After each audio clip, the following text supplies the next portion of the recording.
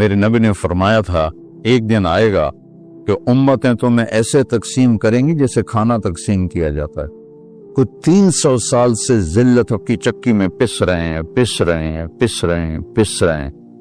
لیکن یہ حالات، میرے نبی نے فرمایا میری امت کے آخرت میں بڑا عذاب نہیں ہے، میری امت کا عذاب دنیا میں ہی ہو جائے گا. وہ کیا ہے کہ وہ قتل ہے. ان کا قتل ہونا ان کے گناہوں کی معافی کا ذریعہ بن جائے گا. اللہ دشمن کے دلوں سے تمہارا رعب نکال دے گا. اللہ دشمن کے دلوں سے تمہارا رعب نکال. خالد کا نام سن کر روم کانپ اٹھتا تھا. اللہ تمہارے دلوں میں وہن ڈال دے. آپ نے فرمایا دنیا سے پیار کرو گے اور موت سے ڈرو گے، موت کو برا سمجھو گے.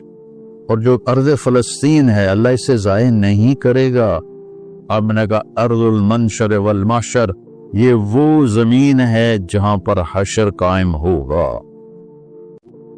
حضرت میمونہ نے پوچھا یا رسول اللہ مل قدس، یہ جو قدس ہے اس کی کوئی حقیقت تو بتلائیں. آپ نے کہا ارض المنشر والمحشر، یہ وہ زمین ہے جہاں پر حشر قائم ہوگا. یہ وہ زمین ہے جہاں پر حشر قائم ہوگا.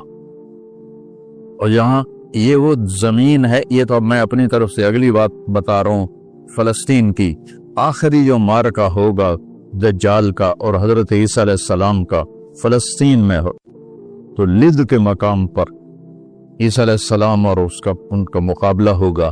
عیسیٰ علیہ السلام کو اللہ ایک معجزہ دے گا، ان کا سانس جسے بھی لگے گا، جس کافر کو، وہ مر جائے گا، پگھل جائے گا.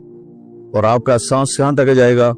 میں تو سانس لیتا ہوں تو یہ مائک تک آ رہا ہے، آپ بھی لوگے تو یہیں تک آئے گا. لیکن عیسیٰ علیہ السلام کی جہاں تک نظر جائے گی وہاں تک ان کا سانس جائے گا، اور جس چیز کو لگے گا وہ مرتا جائے. تو اللہ اس سرزمین کو ضائع نہیں کرے گا. یہ میں تھوڑا آپ کے حوصلہ افزائی کے لیے، چونکہ ہر طرف قیامت کی باتیں ہو رہی، قیامت آ گئی، قیامت حالی دور ہے، ایڈی نیڑے کوئی نہیں ہے، حالی تھوڑا دیر ہے. سانو تو نہیں ویکھنی، ہم دی فکر نہ کرو. چونکہ قیامت سے پہلے ایک ہوا چلے گی جس سے سارے اہل ایمان مر جائیں گے. ایک کلمہ گو مسلمان دنیا پہ زندہ نہیں بچے گا، صرف غیر مسلم ہوں گے.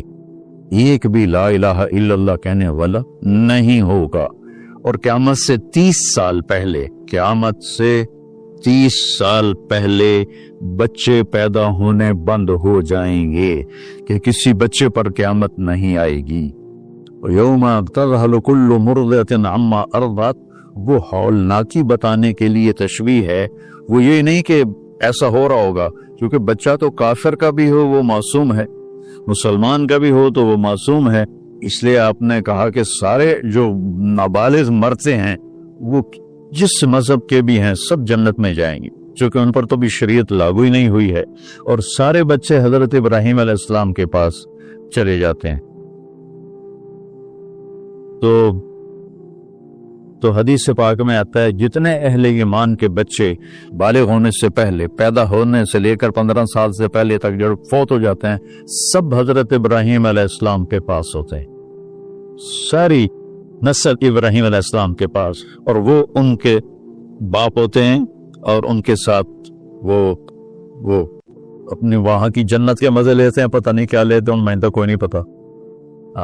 بس آپ نے اپنے بیٹے کے بارے میں فرمایا، حضرت ابراہیم رضی اللہ تعالیٰ عنہ علیہ السلام، چونکہ وہ ابھی ماں کا دودھ پیتے تھے، ان کا انتقال ہو گیا، تو آپ نے فرمایا اللہ تعالیٰ نے جنت میں ایک حور کو مقرر کر دیا ہے ابراہیم کو دودھ پلانے کے لیے. سبحان، اور کسی بچے کے بارے میں ایسی بات نہیں ہے.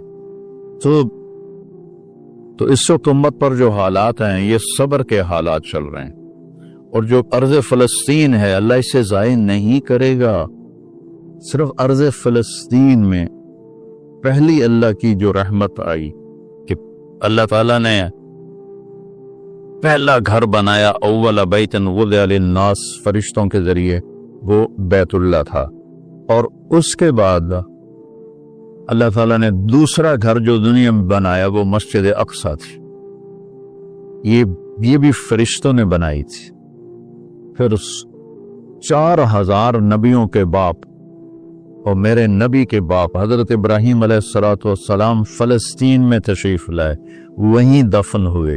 حضرت اسحاق علیہ السلام فلسطین میں تشریف لائے، حضرت یعقوب علیہ السلام فلسطین میں تشریف لائے، حضرت موسیٰ علیہ السلام اپنی قوم کو لے کر فلسطین میں دوبارہ واپس آئے، حضرت داؤد علیہ السلام فلسطین میں آئے، حضرت سلیمان علیہ السلام فلسطین میں آئے، حضرت زکریا علیہ السلام فلسطین میں آئے، حضرت یحییٰ علیہ السلام فلسطین میں آئے، حضرت مریم علیہ السلام فلسطین میں پیدا ہوئیں، حضرت عیسیٰ علیہ السلام فلسطین میں پیدا ہوئے۔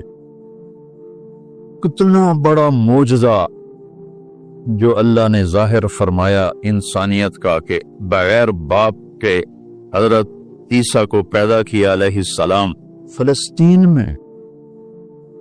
اتنا بڑا معجزہ ارض فلسطین میں اللہ نے ظاہر فرمایا، اور ارض فلسطین سے ہی عیسیٰ علیہ السلام کو اوپر اٹھایا، یہیں سے اوپر اٹھایا آسمانوں کی طرف۔ اور میرے نبی کا جو معراج ہوا وہ بھی ارض فلسطین سے ہوا۔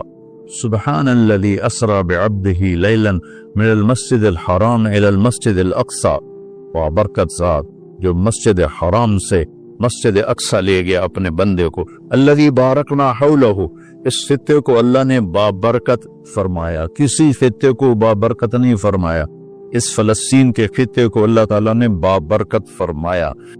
اس وقت امت پر برے حالات ہیں، 57 ملک سارے، صرف فلسطین نہیں، صرف غزہ نہیں، پوری امت برے حالات کا شکار